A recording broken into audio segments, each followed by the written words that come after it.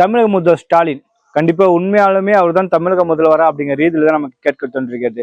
ஏன்னு பார்த்தா அவருக்கு தருகின்ற எல்லா டேட்டாவும் பாத்தீங்கன்னா பொய்யா தான் இருக்குன்னு சொல்லி ஆகணும். கொஞ்ச நாளைக்கு முன்னாடி பார்த்தா அந்த அண்ணா யூனிவர்சிட்டி இஷ்யூல மிகப்பெரிய அளவுல ஒரு பாலியல் வன்கொடுமை வந்து ஒரு மாணவிக்கு நடத்தப்பட்டிருக்கிறது. அது மட்டும் இல்லாம அந்த மாணவி மட்டும் இல்லாம பல்வேறு பல மாணவிகள் வந்து இந்த சம்பவத்தில் தொடர்பு இருக்கலாம். அந்த குற்றவாளி வந்து மிகப்பெரிய அளவுல ஒரு சந்தேகத்துக்கிடமான நபராக கருதப்படுகிறார். அவர் மட்டும் இல்லாம இந்த வந்து பல்வேறு திமுக சார்ந்த முக்கிய புள்ளிகள்லாம் இந்த விஷயத்துல வந்து அடங்கியிருக்கலாம் அப்படிங்கிற ரீதியில் வந்து பல்வேறு சந்தேகங்கள் வந்து ஏற்பட்டு கொண்டிருக்கிற வேலையில வந்து ஒரு திமுக நிர்வாகி தான் அப்படிங்கிறது வந்து பல்வேறு ஆதாரங்கள், அப்புறம் வந்து அமைச்சர்லாம் RS பாரதி இவங்கெல்லாம் வந்து ஒரு ஸ்டேட்மெண்ட்ல விட்டதெல்லாம் நம்ம பார்த்தோம். ஆமா அவர் வந்து திமுகவோட நிர்வாகி தான் அப்படிங்கிற ரீதியில வந்து இவங்கெல்லாம் திமுகவினரே ஒப்புக்கொண்ட வேலையில இன்னைக்கு நடந்த சட்டசபையில பாத்தீங்கன்னா முதல்வர் ஸ்டாலின் அவர்கள் இந்த விஷயத்தை பத்தி பேசுறாரு. அதுல பேசும்போது பாத்தீங்கன்னா அவர் வந்து திமுக உறுப்பினர் இல்லையா, ஆனால் அவர் வந்து திமுக கட்சினா ரொம்ப பிடிக்குமா அவரு.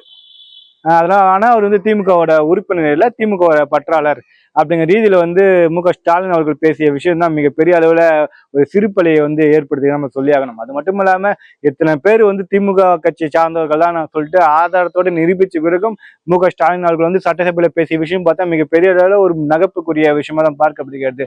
அது மட்டும் இல்லாம ஸ்டாலின் அவர்கள் வந்து இன்னும் நிறைய விஷயம்லாம் பேசி இந்த சம்பவம் தொடர்பாக போடப்பட்ட வழக்குகள், பாமக எல்லாம் போராடினாங்க இந்த சம்பவத்துக்கு. நாம் தமிழர் கட்சி, அதிமுகவினர், பாஜகவினர் சொல்லிட்டு எல்லாருமே இந்த பாதிக்கப்பட்ட மாணவிக்காக குரல் கொடுப்பதற்காக போராடினாங்க.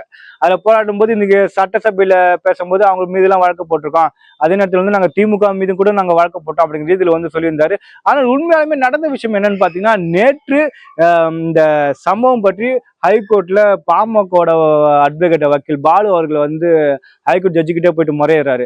5 நாளுக்கு முன்னாடியே வந்து நாங்க பாமக வந்து பர்மிஷன் வாங்கினோம், ஆனா பர்மிஷன் வந்து அதெல்லாம் தர முடியாது அப்படிங்கிற ரீதியில வந்து டிஜிபி அவர்கள் உடனடியாக அந்த பர்மிஷன் கேன்சல் பண்ணிட்டு போராட்டத்துக்கு அனுமதி இல்லையே அப்படின்னு சொல்லிட்டு அந்த மறுநாள் நீங்க பர்மிஷன் கேன்சல் பண்ணா கூட பரவாயில்ல, நாங்க போய் போராடுவோம் அப்படிங்கிற ரீதியில பாமக சார்ந்த சௌமியா அன்புமணி அவர்கள் வந்து போராடுறாங்க. மிகப்பெரிய அளவுல ஒரு 2000க்கும் அதிகமான கட்சிக்காரங்களாம் அந்த இடத்துல கூடுறாங்க.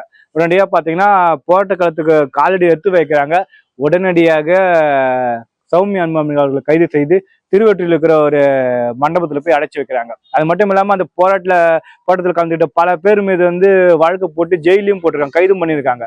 இந்த சூழல் பாத்தீங்கன்னா இது போயிட்டு முறையிட்ட உடனே அன்னைக்கு மதியமே காவல்துறை கிட்ட இருந்து ஒரு அறிக்கை வருது. என்னன்னு பாத்தீங்கன்னா, இன்று நடந்த திமுகவோட போராட்டத்துல அனுமதியின்றி யாரெல்லாம் போனாங்களோ அங்க இருந்து நாங்க வழக்கு போட்டிருக்கோம் அப்படிங்கிற ரீதியில் வந்து ஒரு சப்ப கட்டிருக்காங்க. எங்க மறுநாள் வந்து கேஸ் வந்து ஹியரிங் வரும்போது ஹைகோர்ட் காரி துப்ப போகுது அப்படிங்கிற ரீதியில முன்கூட்டியே வந்து இவங்க உஷாராயிட்டாங்களாம்.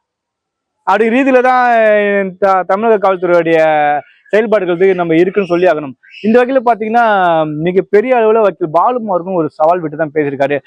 டிஜிபியை வந்து கண்டிப்பா நீங்க வந்து வழக்கு போட்டீங்கன்னா அதோட உங்களை விட்டுன்னு நினைச்சுக்காதீங்க, உங்களுடைய முகத்திரையை வந்து நாங்க ஹைகோர்ட்ல கிழிப்பேன் அப்படிங்கிற ரீதியில வந்து அவர் போட்ட ட்வீட் பாத்தீங்கன்னா பாமக தவிர்த்து நாம் தமிழர் கட்சி சார்ந்தவர்கள், பாஜக சார்ந்தவர்கள், ஏடிஎம்கே சார்ந்தவர்கள் எல்லாருமே வந்து அந்த ட்வீட் வந்து எல்லாமே ஷேர் பண்ணியிருந்தாங்க. உண்மையா ஒரு நல்ல விஷயமா தான் பார்க்கப்படுகிறது. அதுக்கப்புறம் ஸ்டாலின் அவர்கள் வந்து இன்னும் இந்த விஷயத்துல வந்து பொள்ளாச்சியை பத்தி இணைச்சு பேசுறாரு.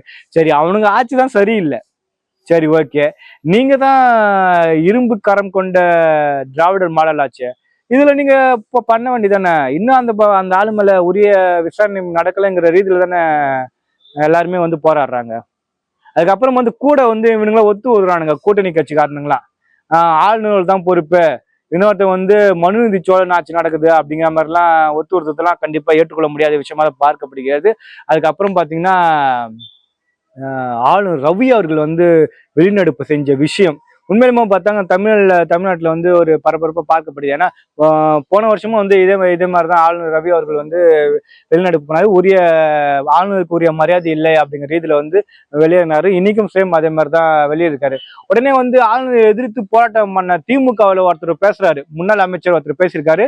என்ன மாதிரியான விஷயம் பேசியிருக்காரு பாத்தீங்கன்னா, ஆளுநர் அதாவது முதல்வர் ஸ்டாலின் அவர்கள் சட்டசபையிலே கண்ணை காட்டியிருந்தா ஆளுநரை ஜட்டியோட அதாவது அன்றாவரோட ஓட விட்டுருப்போம், அவரோட கோட் ஷூட்டு எல்லாத்தையும் கிழிச்சு அன்றாவரோட ஓட விட்டுருப்போம் அப்படிங்கிற ரீதியில வந்து அவர் அந்த மேடையில பேசும்போதெல்லாம் அநாகரத்தின் உச்சமா தான் பார்க்கப்படுகிறது. ஏன்னா திமுகனாலே இப்ப சரி அநாகரத்தின் உச்சம் தான் நம்ம சொல்லியிருக்கோம். ஏன்னா அந்த சிவாஜின்னு ஒருத்தர் இருக்கான் திமுகவில், பைத்தியக்காரன், 1ஆம் நம்பர் நாதாரி பையன் அவன் தான்.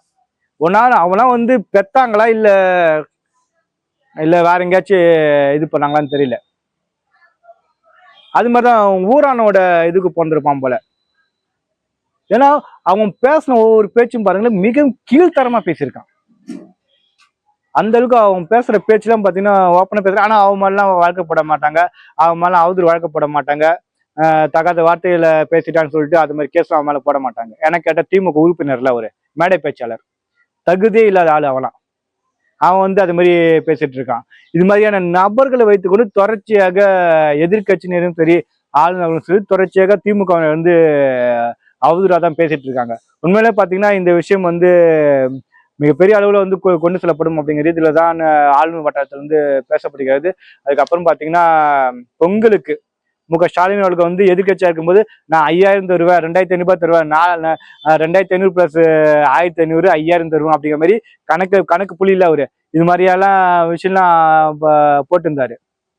ஆனா இப்ப ஆளுங்கட்சி ஆயிட்டு பணம் இல்லை, வெறும் பொங்கல் பரிசா வெல்லம் அரிசி இதெல்லாம் பொங்கல் பரிசு தராங்க, காசு இல்லை. என்ன மாதிரியான இவங்க திராவிட மாடல் ஆட்சி நடத்துறாங்கன்னு தெரியல. எதிர்கட்சியாகும்போது ஒரு பேச்சு, ஆளுங்கட்சியா இருக்கும்போது ஒரு பேச்சு. இது மாதிரிதான் கடந்த ஒரு வாரம் பார்த்தீங்கன்னா நம்மளுடைய தமிழ்நாட்டோட அரசு நிலவரம் வந்து போயிட்டு இருந்தா நம்ம சொல்லியாகணும். உண்மையிலே பார்ப்போம். இனி வரும் காலம் பார்த்தீங்கன்னா அரசியல் காலம் வந்து மிகப்பெரிய அளவில் சூடு பிடிக்கிற காலமாக தான் இருக்கும். பார்க்கலாம். நன்றி, வணக்கம்.